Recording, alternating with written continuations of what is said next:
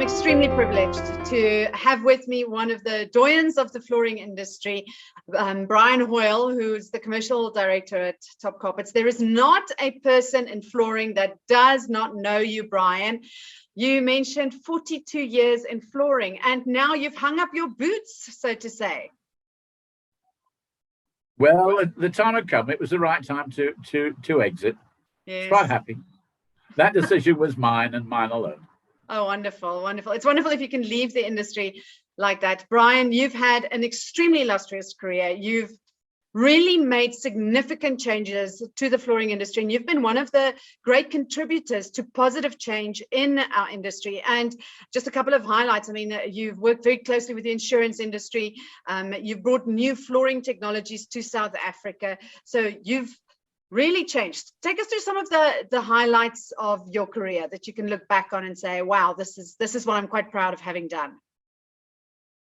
Well, knowing that you were going to interview me, I actually went back right to the beginning, because I didn't get into the industry in 1980 by choice. Yes. The reality was that I'd lost an awful lot of money on a private enterprise, and I needed to have an income base and a transportation base to look after my family. There was an opportunity with Noens in Cape Town, and I joined without ever having the slightest imagination that I'd be around in the industry for so long. But it was a main surprise to me. It was a seductive experience.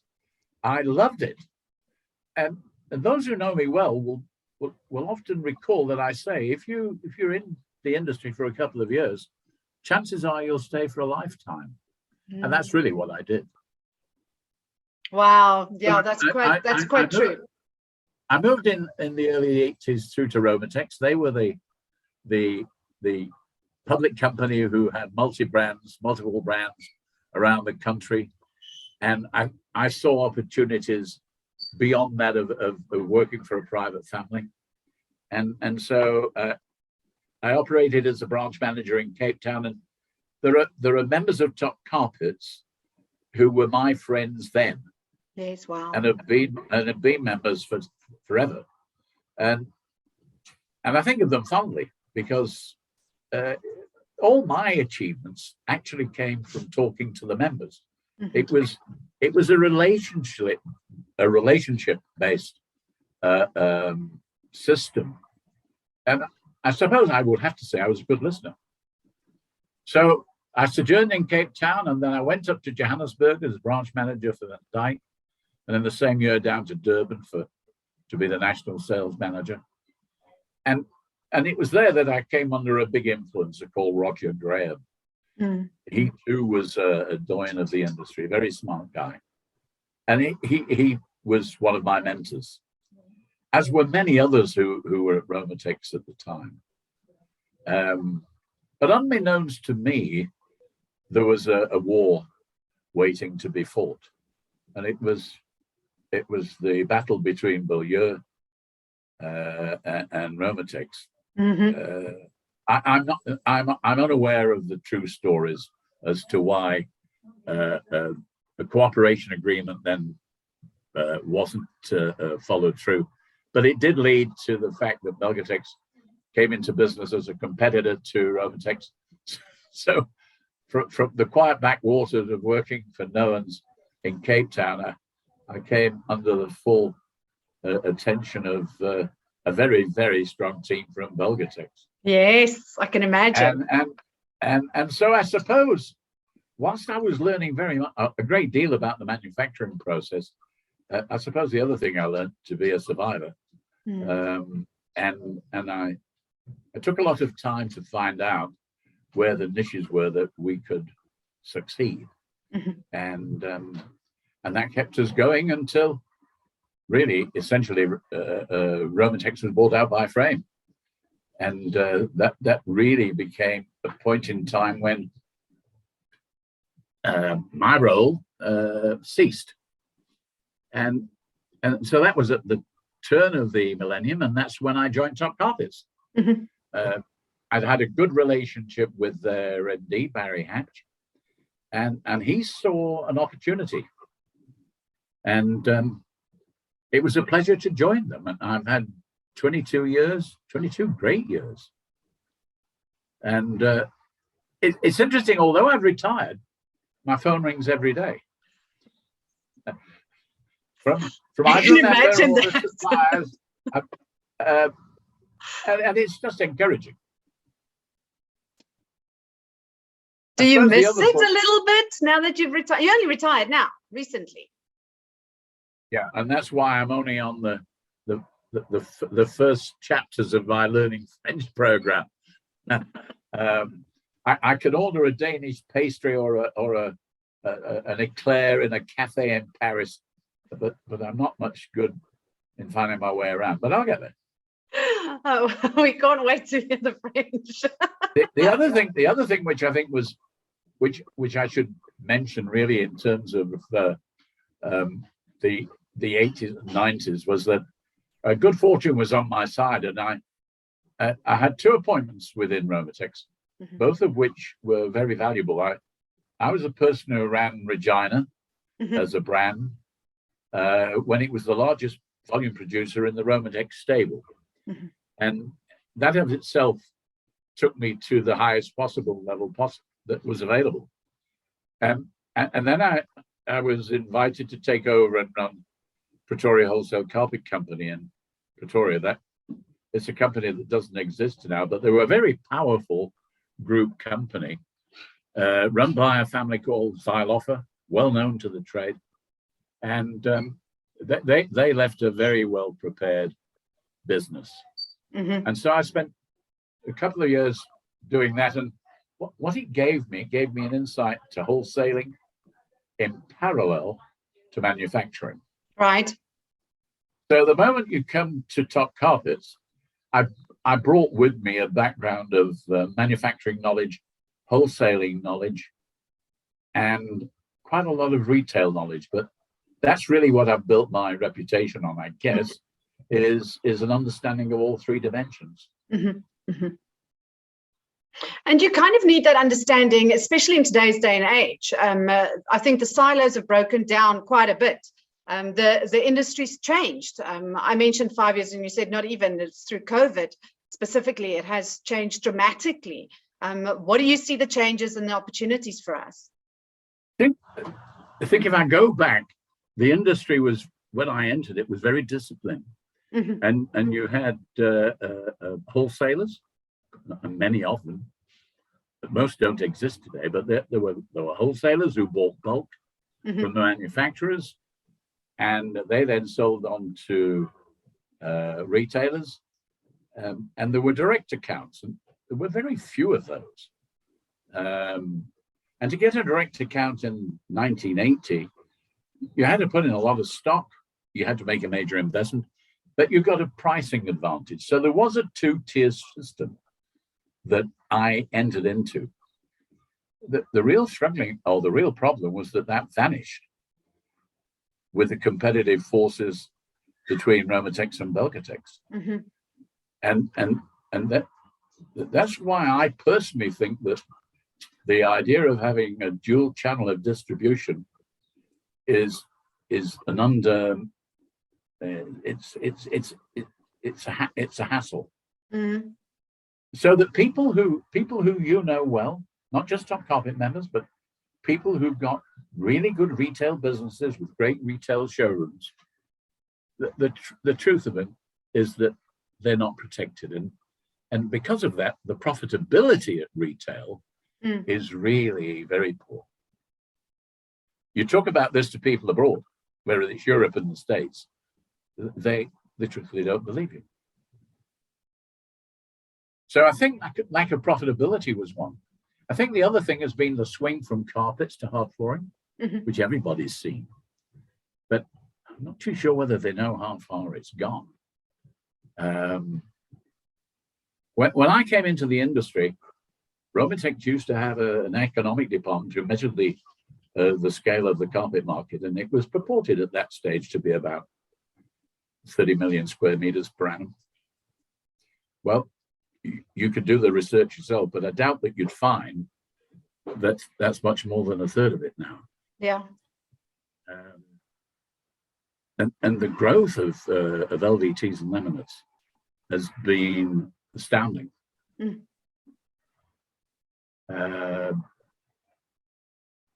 And that's the difference.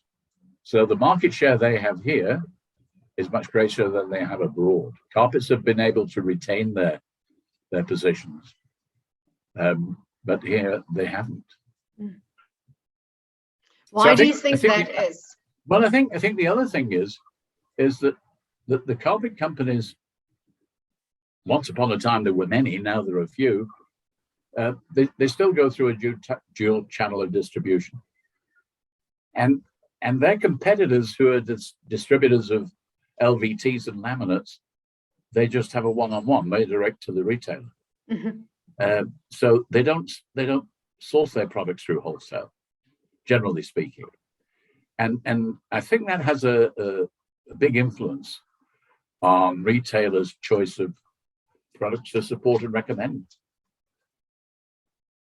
How far they'll stick their neck out and exactly what they're prepared to sell for the profitability of the business. Do you? They know who their competitors are. Hmm. Do you see wholesalers still playing a role going forward? I think we should give credit where it's due. I believe that what was done with Likewise mm-hmm. Was a very good move. Mm-hmm. And Likewise was the merging of three wholesale groups, which Belgatex took over. That brought a lot of stability, and they're a first-class company who do have differentials. Mm-hmm. Yeah, I would say that they strike me as being survivors. And I think the ones we've got today. So if you look at Carpet Brokers and Fotakis, I think and Likewise, I think those three wholesale groups will still continue. I think they're survivors. And through them, we might have surprises in terms of new products. Mm-hmm. Do you think that they open up access to different products and new products for the local market? There's a big marketplace out there, Marlene. There's a lot of product options. Yeah. And I think a lot of people will be watching Knowens to see how successful they are on returning to the market. Mm-hmm.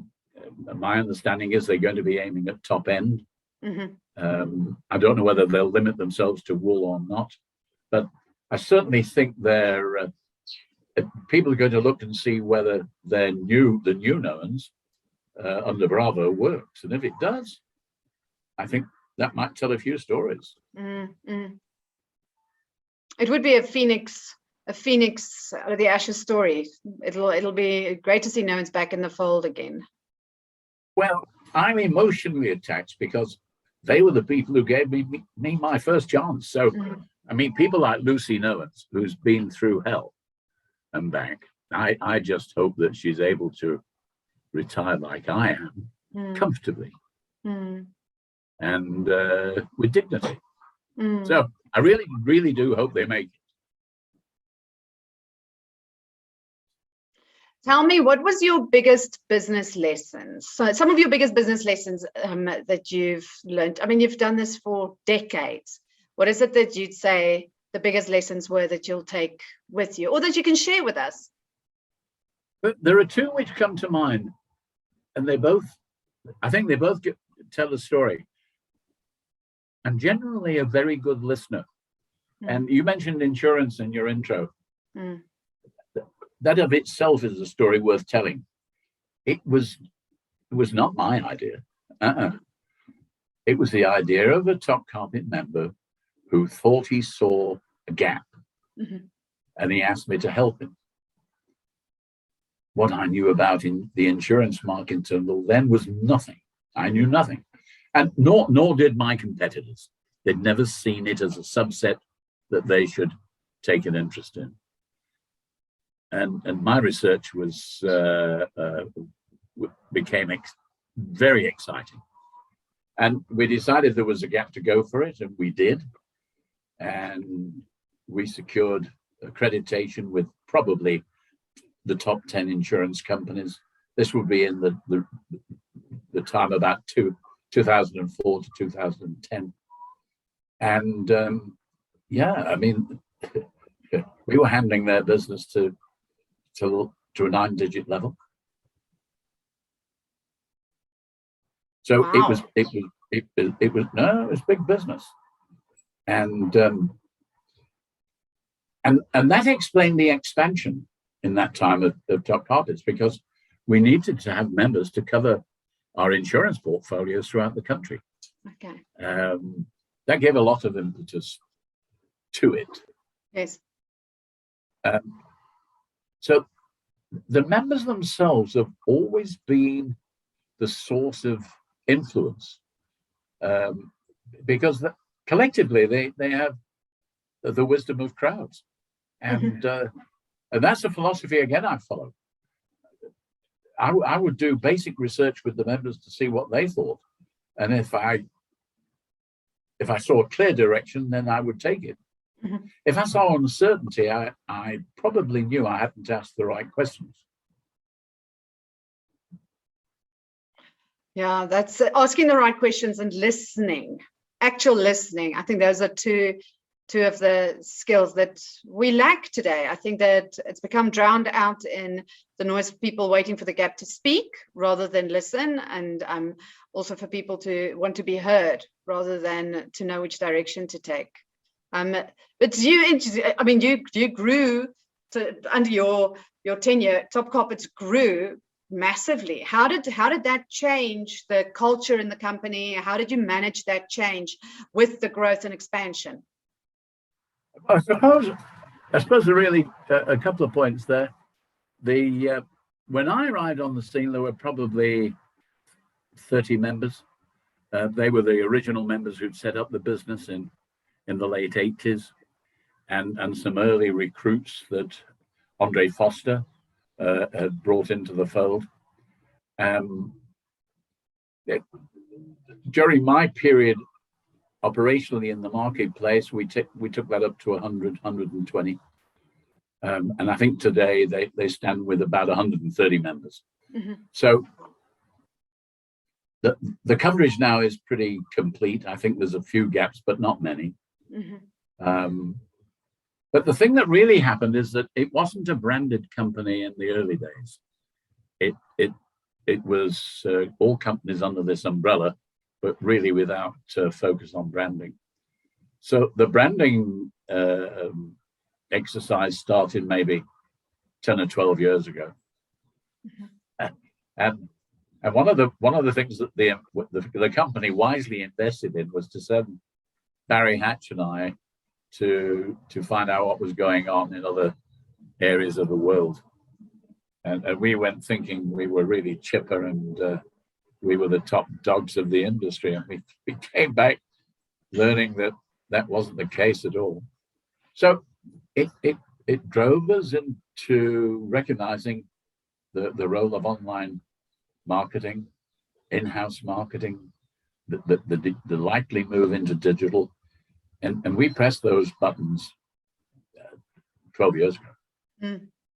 And we produced, I guess, our first best website 10 years back. We got good advice, direct advice from the people who we met. And they also became mentors for us. However, we caught them up, and in many cases we've overtaken them. And that just gives you a lot of self-satisfaction. I think the other thing that Carpets has in its management team is that it has what I call domain excellence. It understands the retail business on all its nuances. And we have WhatsApp sites operational on a daily basis, and it's amazing how members learn from one another. Mm-hmm. So it's like a self-fulfilling prophecy that their growth is guaranteed, and they become stronger every day. And now the branding has really, for the last 3 or 4 years, has made a big, in my opinion, a big difference. And today they've got a marketing team, and nobody's got the equal to it in the industry. Mm. So you're a huge proponent of marketing. You feel that marketing is critical to the success of Top Carpets and has been? I think it's the main engine. Mm. We do recognize what the changing habits are with the consumer. Mm-hmm. In essence, mm-hmm. and you're probably like this. Certainly I am. You want to buy something, and if it's a capital item that's costly, and flooring mm-hmm. is very expensive, mm-hmm. you tend to look for more information. And I think the impact of internet, or websites, easy source of information has a big impact, and therefore we try and catch them in the early stages, and that's working. Mm. To remain top of mind. But yeah. The other thing, of course, is that we've got on mobile showrooms, which I think is a good idea. Mm-hmm. They come to your home. They've got an array of literally every product that we promote, and you can make the decision at home. There are many groups that operate like that internationally, and really what we've done is we've taken the best ideas. I think you'll find, if you want another story, talk to their marketing people, because they're launching a brand new mobile package. I think it's next week or the week after, and it's a great picture. I think they've got 9 or 10 vehicles, all fully laden, all fully manned, and I think that's another good development. I think we used to have in the company, we used to have the saying that when you're there with a client, you're baking the bread in sales, right? And marketing helps that, of course, but in sales, you're baking the bread and it's delicious and it smells wonderful and you just want to eat this bread. And when you leave, that bread becomes stale, and the further away you are, the staler it is. And it's the same I find with a lot of consumer decisions, and like flooring. I had flooring installed about 2 years ago. And the longer I'm away, the harder the decision becomes, the longer I'm away from the product, etc. So I think that having it mobile come to your home closes that gap, and you've still got the fresh bread taste. You can see it, you can feel it, you can make a decision immediately. And I think that that's really understanding how a consumer buys and how a consumer still buys. We tend to think that consumers buy everything online now, but a consumer still wants to see and touch and feel the product and have a closeness. They want that tactility that they can get from the product, the feeling. I agree with that entirely. I think the touch and smell is vital. I mean, it really doesn't matter which flooring classification you're using, whether it's carpets, whether it's LVTs or laminates. But when you think, I don't know what the average install price today is, but it's probably best part of 300 rand a square meter. And that's just a median guess. You think of a reasonable sized home, you're talking about big money. And of course, I think the anxiety factor is in making a decision. You don't really know what the outcome is going to look like. So if you go today to buy a car, you can go and test drive it. You can see how comfortable it is for you. You can see how you like the color and whether you can see all the benefits working for you. When you commit yourself to have a new household of flooring, you've got to wait until the job's finished before you can realize whether you made the right choice. Yeah. And we recognize that, and we use it to our advantage. Yeah, it's like my gray bedroom that's a baby blue, because the paint doesn't look the same in the bedroom as it does in store. I'm gonna have to fix that baby blue bedroom. Yeah, I think consumers have changed, and I think buying patterns or buying ways have changed a lot. But yeah, I think that people still want the personal touch. They still want to have a tactile. The car example, I mean, when we bought our last car, and this was years ago, they came and they brought the cars to my home, and we could drive them, and I could see, oh, this one's not going to fit in the garage, and this one's too big. And I think it's all part of the experience, and that makes the person a trusted advisor versus just another commodity and another just priced option. I think one of the other things which I've got some flowers on my desk. I really do like flowers. And I said to my wife when she brought them in, the flowers I'm looking at are purple. Yeah. And I said, it's hard to believe that color was a very popular color when I joined the industry 40 years ago. Now, you wouldn't find a purple carpet anywhere. Or you might find it in a color box of Mons. They might have a color box, but there's nothing available on the market. Yeah. And the other thing that in parallel to that was turquoise. Yes. So to me, color and the reading of color and the anticipation of color changes, I'm being told from all abroad that the color spectrum is changing and it's going to go warmer. Now, time will tell whether that happens. Mm-hmm, mm-hmm. But I look forward to seeing that, because I think that the broadening of the color base on both carpets and on a hard flooring, I think would be good for the consumer. There we go. So tell me, how do you spoke about some of the international, when you travel internationally and tell them about how the South African flooring industry work, they can't believe it. Is that just related to the wholesale aspect, or are there other lessons that we can learn from our international counterparts? There are a lot of things they couldn't believe. I mean, if you take the service standards of, I think, almost the entire industry, and you ask these questions of distributors, say in Europe, they can't believe that you can get an order today by 1400 hours and get it delivered 700 or 800 kilometers away first thing tomorrow morning. And in the case of carpets, cut length to the second decimal point. Mm-hmm. They don't want the speed of delivery isn't of the same importance. Now, it's very difficult to know what drives that, mm-hmm. But it's a cost factor. And maybe we will see the transport companies offering lower rates, but for less frequent deliveries, and that then will impact back to the retailer that he has to order earlier. Mm-hmm. So that was one thing that they would never believe. They could never believe the margins we worked on. They really classified as being lunatics.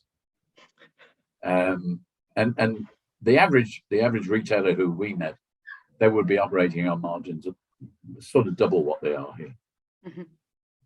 And that's why, when you see these wonderful pictures of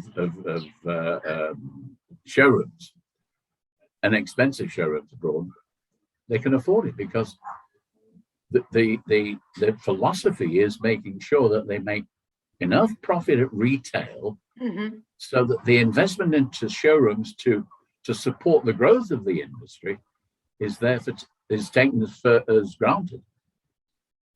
So the supply chain there, they're all aware of making profit for the retailer.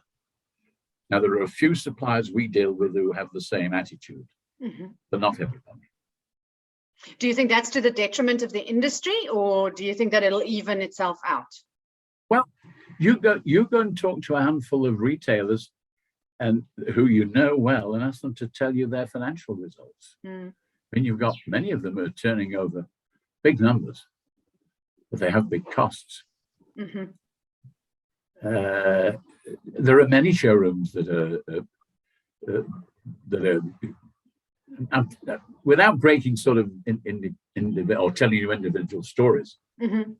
I think the reality is, if you want a nice showroom in a good position for an upmarket consumer, it's going to cost you.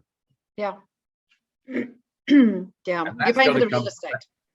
And it means the overheads of carrying that sort of facility with the extra staff, that's why you need a pricing structure that allows the retailer to recover those costs. Mhm. And that isn't the case. So I think that's the big challenge. And as I say, there are some companies who've seen and understand it. And I would say they're the companies with whom we're showing greatest growth. Mhm. What do you think? Where's the flooring industry going in the next few years? Do you foresee any changes for the industry? Any earth-moving, earth-shattering changes? We know of no one's, of course. That's coming back into the fold, it seems. But for the rest, do you foresee the industry changing? And what are your predictions?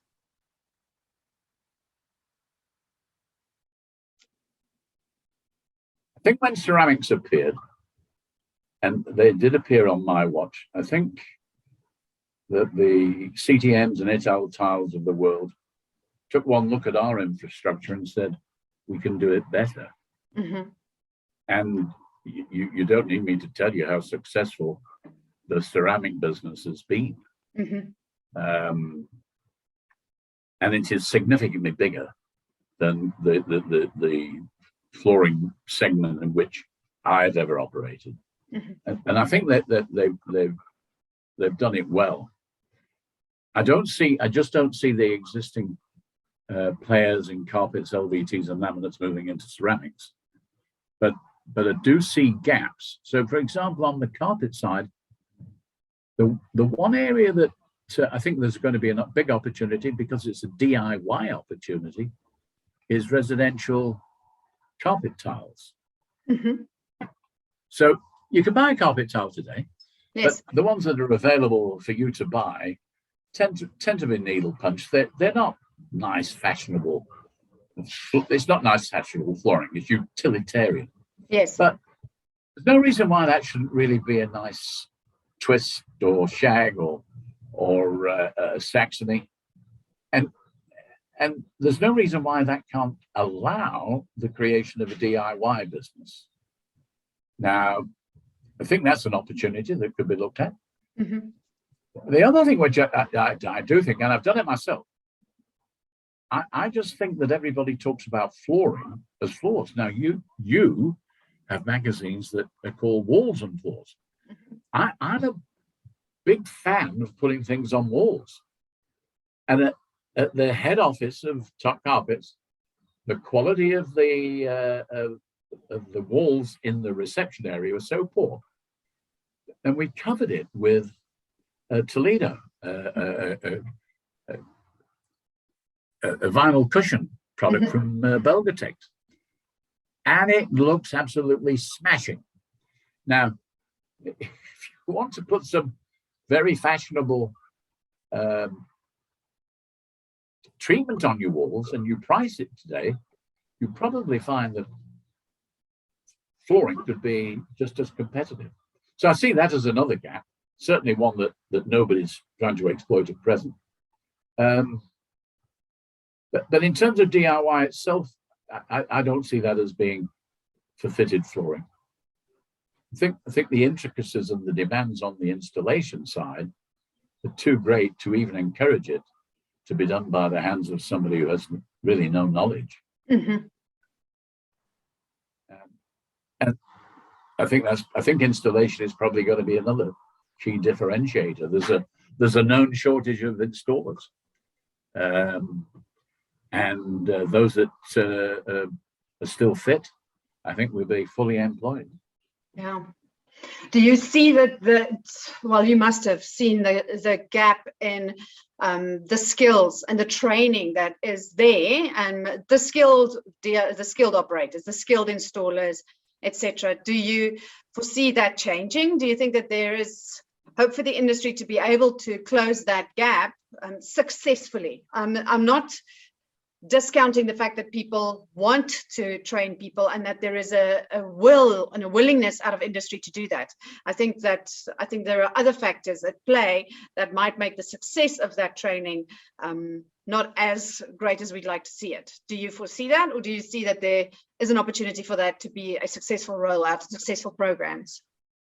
I think the training that's being done in certain quarters is very good, Mhm. and I personally would like to see more of it. Whether it works, there's the problem, because you don't see the results until the training is complete and the individuals concerned apply themselves. Mhm. I wouldn't have any reason to believe it wouldn't work, but it doesn't matter where you go. Installation, there's shortage of skilled workers. So the thing that struck me as being interesting when I was in the UK just a month ago was the different charges that you have for labor. And my suspicion is there's going to be a significant increase in labor costs because of the shortage of supply. Now, that isn't particularly a good thing, but I think it's a natural consequence. Well, it'll be like surgery. Nowadays, if you go for surgery, you get your itemized bill and you're paying for everything from the cotton wool to the swab to whatever the plastic syringe that they use. I think that it'll... And we don't bat an eyelid, do we? You do. If you want the surgery, you pay for it. That's what we do. And I think that it'll probably go... the industry, I don't know what your opinion is, but the industry will probably differentiate a little bit more. There'll be more differentiating layers in the industry. I think that the retailers, wherever they see an improved profit opportunity, will be attracted. So loyalty is going to be a very interesting ingredient. I mean, many of them have got long-term relationships with existing suppliers that have gone on for many, many years. But when somebody sets a new standard in terms of profitability, it's drawn to it. I'll give you an example. Again, this isn't a Brian Hoyle story. It actually belongs to a man called Dion Stevens, who operates or used to operate a couple of businesses down in the Western Cape. He was our regional director down there. And he said to me one day, why don't we go into blinds? And again, a bit like the insurance question earlier, I knew absolutely nothing about blinds, but I thought it's worthwhile exploring. Yes. What attracted me to explore it was he told me that the margins he made were double that of selling carpets. So I went round and I found that the infrastructure for residential blinds, custom residential blinds, was enormous. Because most of the businesses were operated by housewives with nice cars with a little sticker on and a set of samples. They ran their home, they ran their kids to and from school, and they went out for 3 or 4 hours a day and sold blinds. And we said, we must go for it. So in a very short period of time, from that very early idea, I think I stand in the direction that Top Carpets now have got over 80 of its members selling blinds. Wow, yeah. And here's the best kept secret. They make twice as much profit in percentage terms on selling blinds they do on selling carpets. And it could be an upsell, right? Because a blind isn't necessarily a necessity, but it could be a great upsell that's highly profitable. All you have to do is ask the question. Exactly. You're there. So I think we'll see at retail. I think we'll see an expansion of services. I'm surprised that sanitation, COVID sanitation, didn't spread as fast as it could have done. But there are some members I had who got multi-million rand contracts providing a sanitation service. So there will be gaps that will open up, and I think that those who are looking for them will take them. And to end off, any leadership lessons that you want to impart and leave us with as we close off the interview? I've got 2 things. I remember the early days of South African floor covering journalists, Schalk Burger, Liesel's father, yes, coming around selling advertising space. we always enjoyed his company. That's taking you back an awful long time. Yeah, yeah, yeah. But in those days, the magazine was almost 100% carpets, little bit of vinyl. Yes. So if I look at floors today, and I really do acknowledge that it's a world-class publication. Thank you. But if you look at the presence of the flooring we're talking about, there's not a lot of presence for carpeting. Mm-mm. And this is both in terms of your editorials and in terms of advertising. And I can understand why you've moved across the breadth of flooring. Mm. Now, I think that's likely to happen at retail. Mm-hmm. Because there are people who are wanting different floor surfaces. And there's really no reason why a company like Top Carpets can't provide them. Mm-hmm. So I would say I see that as a trend. And your magazine is a particularly good example of reporting these trends that are already happening. Mm. So that would, in terms of leadership, I've always been a great believer in team and teamwork. And I would say my successes are really not my successes. They're the successes of the team. And that Top Carpets team is a very, very powerful team. Mm. And so that recognition I'd acknowledge really is theirs. Yeah, it is a very special group of people that you've been together with for 22 years, as you say. And I mean, having been in the industry for so long, there must still be a couple of guys that can have a beer and talk about the old days. Yeah, particularly Neil Johnson, who runs a business in Cape Town called Top Carpets Lansdowne. He I think is the very first retailer who's a Top Carpet member who I met in the Cape when I was at Nones. Yeah. And that's nearly 40 years ago. And we reminisce whenever we talk about his secretary making us tea and coffee and us putting the world to right. And there are many members where that length of association is just the same. Mm. Take Andre Foster. Mm. I've known him for 40 years. Wow, yeah. I think the other thing that I would say is that if I look at some of the leaders who impacted on me, there were many within Romatex. Mm-hmm. There were many in the industry at large. So people like Stefan Koller from Belgatex would also figure there. And I would say it's been that support from multi levels that has been very helpful. And it's what I try to do if I'm talking to people who are coming up the ladder, to give them a broader picture of what it looks like when you're in heaven. Well, Brian, thank you so much. We'll be featuring Brian and some comments from the industry, good, bad, ugly, and all the pretty, Brian, in the upcoming issue of Floors. Well, I'll change my phone number then. Brian, thank you so much. I really appreciate your time and thank you for sharing this. We will miss you and thank you for your incredible contribution. And we hope to still see you on the circuit. I'm hoping so too. Thank you so much, Brian.